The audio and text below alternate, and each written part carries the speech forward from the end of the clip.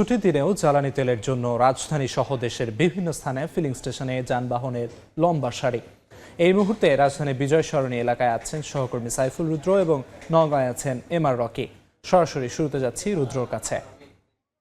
বিজয় সরণির trust feeling স্টেশনে এই মুহূর্তের যে চিত্র সেটি একটু আপনাদেরকে দেখাই। তার আগে বলে রাখি যে শুধুমাত্র বিজয় সরণি ফিলিং স্টেশন নয়, রাজধানীর যতগুলো পেট্রোল পাম্প রয়েছে জ্বালানি সরবরাহ করার জন্য সবগুলো পেট্রোল পাম্পের চিত্র বলতে গেলে একই রকম, একেবারে ব্যতিক্রম।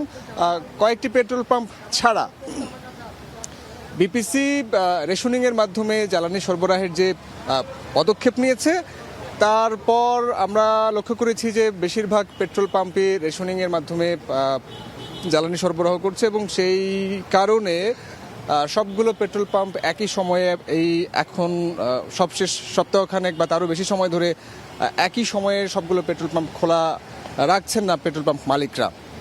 তো যার ফলে যে সকল পেট্রোল পাম্প খোলা থাকছে সেই পেট্রোল পাম্পগুলোতে একেবারে উপচে পড়া ভিড় করছেন জ্বালানি সরবরাহ করার জন্য। একটু দেখাই আপনাদেরকে যে এখানে যারা লাইনে দাঁড়িয়ে আছেন তাদের সঙ্গে কথা বলছিলাম। তারা যেমনটা বলছিলেন যে অনেকে গতকাল রাত 2টা থেকে এখানে লাইনে দাঁড়িয়েছেন।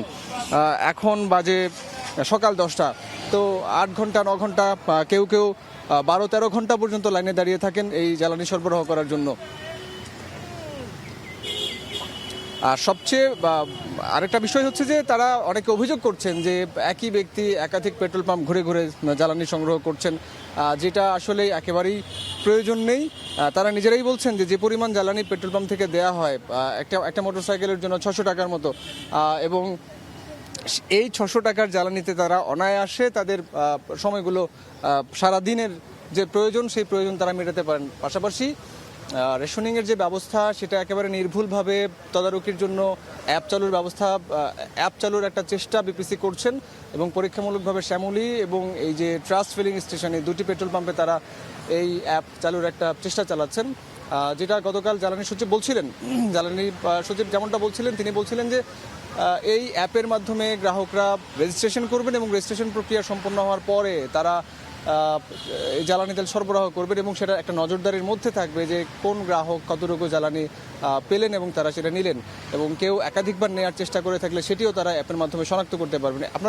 এর আগে আমরা জানিয়েছিলাম যে এরই মধ্যে দেশের বিভিন্ন জায়গায় এই একই রকমের পদ্ধতি চালু করছেন এবং সেই পদ্ধতির সুফল অনেক জায়গায় পাওয়া গেছে। তো আসলে পুরো ব্যাপারটি এখনও পরীক্ষামূলক অবস্থায় রয়েছে, আর সেটা আরও 2-1 দিন গেলে আমরা নিশ্চিত হতে পারবো যে এই অ্যাপের সুফল কতটা পাওয়া যাচ্ছে। তো এই ছিল রাজধানীর ট্রাস্ট ফিলিং স্টেশন থেকে আমার কাছে সবশেষ তথ্য।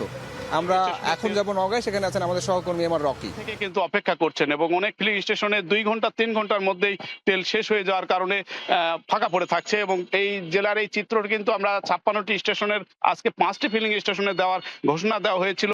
বেশিরভাগ ফিলিং স্টেশনে ভোর রাত থেকে দেওয়ার কারণে অনেকগুলো কিন্তু তেল শেষ হয়ে যাওয়ার কারণে এই মুহূর্তে বন্ধ তারা ঘোষণা করে দিয়েছে এবং শুধুমাত্র শহর না প্রান্তিক পর্যায়ের একই চিত্র। এবং আরেকটি বিষয় আমরা দেখছিলাম, যারা তেল সংগ্রহ করতে আসছেন তারা কিন্তু তাদের দিক থেকে 500 টাকা বা অনেক ফিলিং স্টেশনে কিন্তু একদম ট্যাঙ্কি লোড করে দেওয়া হচ্ছে। এই যে তেল সংগ্রহের যে আগ্রহ, এই আগ্রহ থেকেই একটা অসাধু পন্থা অবলম্বনেরও কিন্তু অভিযোগ উঠছে এবং অনেকেই এই ফিলিং স্টেশনগুলো থেকে তেল কিনে নিয়ে গিয়ে কিন্তু প্রান্তিক পর্যায়ে বোতলজাত করে মজুত করার অভিযোগ উঠছে এবং এক্ষেত্রে কিন্তু সংকটের বিষয়টি কিন্তু প্রকট হয়ে উঠছে এবং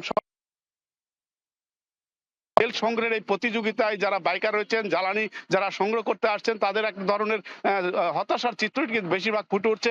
এক্ষেত্রে আসলে প্রশাসনের শক্ত একটা নজরদারির মাধ্যমে তেলের যে সংকট এই মোকাবেলা করার দাবি করছেন এখানকার যারা ভোক্তা।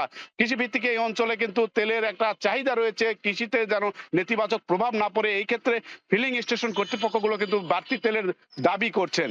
এই ছিল সার্বিক নওগাঁয় তেলের জ্বালানি সংকটের খবর আমার কাছে। জ্বালানি সংগ্রহ করতে আসা গ্রাহকদের ভোগান্তির সবশেষ খবরাখবর জানাচ্ছিলেন সহকর্মীরা।